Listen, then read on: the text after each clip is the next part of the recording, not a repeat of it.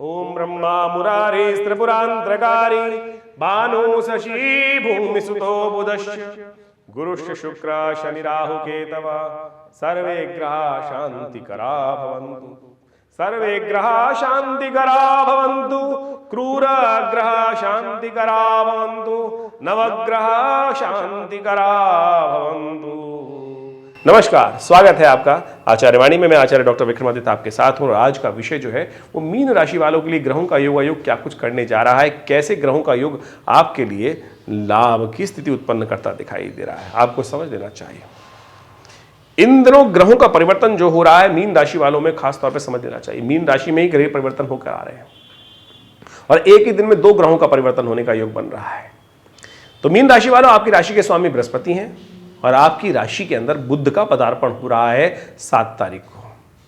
और बड़ी विचित्र स्थिति यह है कि सबसे कमजोर राशि जो है बुध के लिए मीन ही मानी जाती है।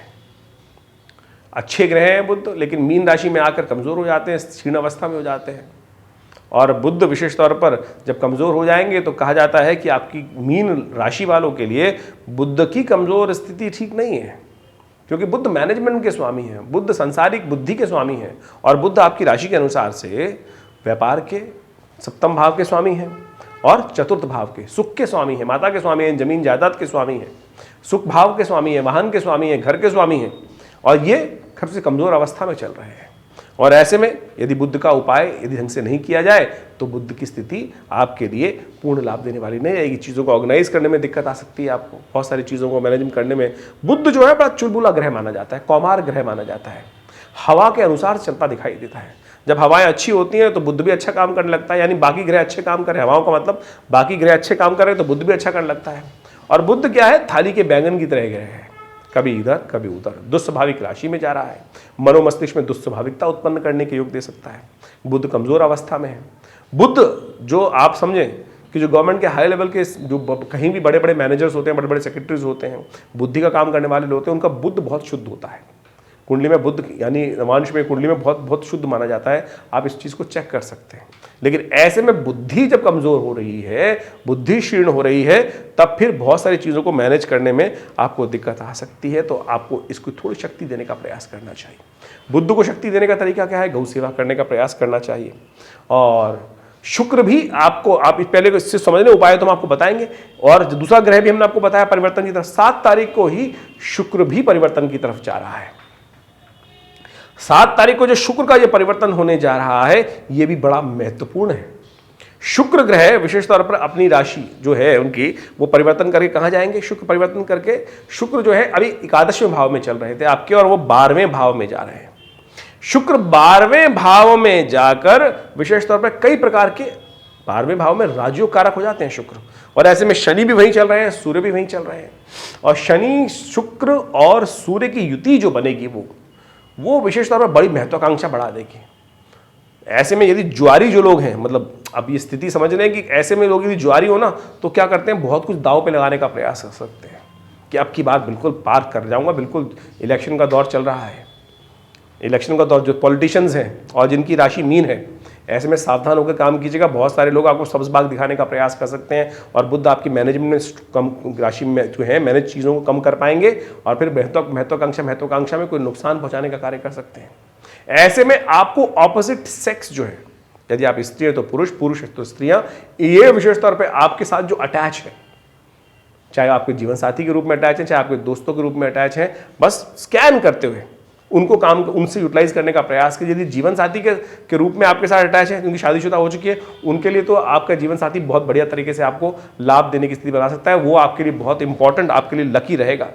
लेकिन जो लोग दोस्त हैं उनके लिए भी थोड़ा ध्यान रखते हुए कार्य करेंगे तो बहुत सुंदर तरीके से ऐसे में चीज़ों को आप मैनेज कर पाएंगे। लेकिन ध्यान रखना है, जुआ नहीं खेलना है। ऐसे लोग आपको नुकसान पहुंचाने का कार्य कर सकते हैं, हवा में ले जा सकते हैं और हवा में आपके निमित्त आपकी महत्वाकांक्षा को एनकैश करने के लिए आपको लूटने की चाल चला सकते हैं। तो इससे में ध्यान रखते हुए कार्य करना बहुत जरूरी है महत्वाकांक्षा को। और ये विशेष तौर पर ग्रहों का योग जो है, 12 तारीख को बुध जो है परिवर्तन, जो 7 तारीख को बुध परिवर्तन की तरफ गए हैं, 13 वो अस्त अवस्था में परिवर्तन में गए हैं, 13 तारीख को बुध उदय हो जाएंगे। और ये बुध का उदय होना 13 तारीख में ये थोड़ा सा पॉजिटिव चेंजेस लाने के योग दे सकता है। और तब तक सूर्य भी परिवर्तन की तरफ जाने के योग बनाएंगे, सूर्य लग्न में आ जाएंगे और फिर आप थोड़े से एग्रेसिव तरीके से कार्य करने के योग बना सकते हैं। लेकिन तब तक इन चीज़ों को, चालों को बहुत शांति के साथ कार्य करने की ज़रूरत है। कुछ उपाय हम आपको बताने का प्रयास करें, वो यदि आप कर ले तो बहुत। गौ सेवा और गरीबों की सेवा, जरूरतमंदों की सेवा, भंडारा, गरीबों के लिए कुछ भंडारा इत्यादि, जरूरतमंद लोगों के लिए कुछ भंडारा, खाने पीने की व्यवस्था लगाने का प्रयास कीजिए। थोड़ा खीर का दान कर दीजिए भंडारे में विशेष तौर पर। ये सब उपाय आपके लिए बहुत सुंदर तरीके से। गौ सेवा तो बेस्ट है, क्योंकि बुध का भी थोड़ा क्षीण होना, शुक्र का, दोनों का संबंध गाय के साथ है। और इन दोनों ग्रहों को ठीक करने के लिए इस समय में ये खास चीज़, गाय की सेवा, गऊ का निमित्त हरा चीज़, पालक डालना, हरी घास डालना, उनकी सेवा करना, थोड़ा बहुत जीवन साथी के साथ उपयोग करना, जीवन साथी के साथ करना, ये सब चीज़ें बहुत सुंदर तरीके से लाभ के योग बना सकती हैं। तो इन सब चीज़ों को समझते हुए कार्य कर लेना चाहिए आपको। ये बहुत सुंदर तरीके से आपको लाभ की स्थिति करेगा। बुध और राहु की युति भी आपके लिए सूर्य के साथ जो होने जा रही है, ये भी बड़ी इंपॉर्टेंट है। ये भी आप डिस्कस करने की ज़रूरत है, क्योंकि इन्हीं बुध के परिवर्तन के साथ साथ आने वाले कुछ समय में शुक्र के साथ जो बुध का योग बना है राहु के साथ, वो तो बन ही गया 7 तारीख को, लेकिन सूर्य भी मार्च के मध्यकाल में, वैसे हम अलग से वीडियो बनाएंगे इस संबंध में, लेकिन ऐसे में समझ लीजिए सूर्य राहु के साथ आके डिस्टर्बेंस देने के योग दे देते हैं। तो ऐसे में जो लोग राजनीतिक क्षेत्र में काम कर रहे हैं उनको बहुत सावधानी के साथ काम, वैसे महत्वाकांक्षा बहुत सारी, बिजनेस क्षेत्र में भी जो काम कर रहे हैं उनको भी शांति के साथ बहुत चीज़ों को समझकर काम करने की ज़रूरत है। अब हमें नहीं पता है कि आपकी राशि तो हमने गोचर के दृष्टिकोण से देख ली, लेकिन मूल जन्मपत्री में कौन सी लग्न है, क्या प्रभाव है, ग्रहों की दशा क्या चल रही है, उन सब चीज़ों को, ये बहुत ट्रांजिट का समय है ग्रहों का। इस मार्च में कई ग्रहों का परिवर्तन के योग बन रहे हैं, कईयों के भाग्य जागने के रास्ते बन रहे हैं और कईयों को नुकसान होने के योग बन सकते हैं। तो मीन राशि वालों, आपके लिए भयानक उठा पटक का समय दिखाई देता है। ऐसे में बहुत सोच समझकर यदि आप कार्य करेंगे, चीज़ों को अच्छे से ठोक बजाकर देखकर कार्य करने का आपको प्रयास करना चाहिए। रास्ते हमने आपको बताए हैं, कौन से रास्ते ठीक हैं, यदि उसमें क्षेत्र में काम करेंगे तो बहुत सुंदर रहेगा आपके लिए। ये तो हमने गोचर का प्रभाव बताया आपकी राशि के अनुसार से। गोचर का प्रभाव तो राशि के हिसाब से समझ में आता है, लेकिन हर व्यक्ति की जन्मपत्री तो अलग है, उसमें महादशाएं, दशाएं, ग्रहों की अवस्थाएं, वो सब चीज़ें देखने को मिलती हैं और उनके अनुसार से परिवर्तन का योग क्या कुछ आपके लिए करेगा। अब ये कई लोग मिसकंसेप्शन कर लेते हैं कि संसार में क्या सबके लिए सेम प्रभाव होगा। नहीं, ये तो कहना बिल्कुल कहीं भी कि सब समस्त मेष राशि वालों के लिए, समस्त वृषभ राशि वालों के लिए एक ही प्रकार का प्रभाव होगा। जो हम मकर राशि का इस वक्त बात कर रहे हैं, हर मकर राशि वालों के लिए, हाँ, हवाएं तो उस तरफ चलेंगी। अब आपकी दशा महादशा क्या है, क्या नहीं है, लग्न क्या है, उन सब के ऊपर भी निर्भर बहुत कुछ करता है। तो आप कैसी अवस्था में उस समय में लाभ कितना ले पाएंगे। जैसे सूर्य तो नित्यपति निकलता है, हर व्यक्ति के लिए निकलता है, हर व्यक्ति के लिए निकलता है ना, लेकिन किसी को वो सूर्य सुहाता है और किसी को वो सूर्य कष्ट भी दे सकता है। कोई बीमार व्यक्ति है, कमज़ोर है, उसके लिए सूर्य में जाकर थोड़ी देर बैठेगा तो एनर्जी का योग बन जाएगा। लेकिन किसी को स्किन एलर्जी है और वो सन से एलर्जी है और वो चला जाएगा, तो उसके लिए वो डिपेंड करता है कि आपके अपने पैरामीटर्स क्या है, आप किस समय में जन्म लिए, आपकी जन्मपत्री कहाँ किस प्रकार का इशारा कर रही है। तो ये सब चीज़ें वृहद वर्णन की आवश्यकता है, लेकिन फिर भी गोचर बहुत महत्वपूर्ण है। गोचर के और गोचर के प्रभाव से ही हमने आपके समक्ष ये सारी बातें रखी हैं। इसके अलावा यदि कोई बहुत ज़्यादा इंपॉर्टेंट विषय हो तो आप हमसे संपर्क साध सकते हैं। विवेकानंद योगाश्रम में ये लगातार बहुत सारे शोध कार्य ज्योतिष के संबंध में, अध्यात्म के संबंध में, भारतीय संस्कृति के संबंध में हम लगातार करते रहते हैं। एक बहुत बड़ा हॉस्पिटल है, पूरा प्राकृतिक चिकित्सा का संस्थान है, ये आयुष का हॉस्पिटल है। इसके अलावा विशेष तौर पर पराविद्याओं पर शोध कार्य, यज्ञ इत्यादि पर बहुत सारे शोध कार्य, पूजा पे, मंत्रों पर, शब्द विज्ञान पर, विभिन्न प्रकार के शोध कार्य हमने समय समय पर करते रहे हैं। करीब करीब 50 से ऊपर तो ग्रंथों की रचना बहुत प्रकार से हमारे पिछले इस आश्रम की तरफ से की गई है। बहुत सारे शोध कार्य किए गए हैं।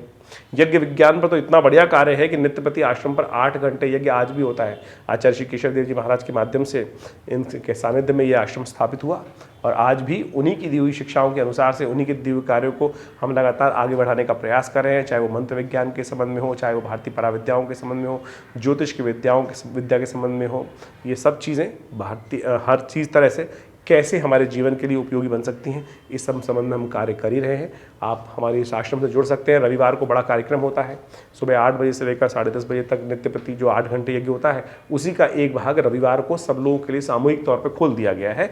आप उसी कार्यक्रम में रविवार को कोई भी आ सकता है, कोई फीस नहीं दी जाती आश्रम की तरफ से। आप उन सब गतिविधियों से जुड़ें। फ़ोन नंबर्स आपके सामने स्क्रीन पर हैं और उनसे जुड़कर आश्रम का से संपर्क साध सकते हैं। आश्रम में हम बहुत एक भगवती की दिव्य श्री विग्रह है जो 1947 में मुल्तान से आई, 500 साल पुराना श्री विग्रह, भगवती का चमत्कारी श्री विग्रह। जो चाहते हैं ना चमत्कार देखना, तो उनके सानिध्य में आइए माँ भगवती दुर्गा के लिए। और वो भगवती का श्री विग्रह हमारे आश्रम में प्रतिष्ठित है। उन्हीं के सानिध्य में बहुत सारे उत्सव कार्यक्रम समय समय पर चलते रहते हैं। साल में कम से कम, महीने में कहें कम से कम तो 10-15 तो बड़े कार्यक्रम होते ही हैं। समय समय पर उसको हम अवगत आपको कराने का प्रयास करते हैं। तो आप जुड़िए विवेकानंद योगाश्रम से, आपको लाभ प्राप्त होगा। धन्यवाद।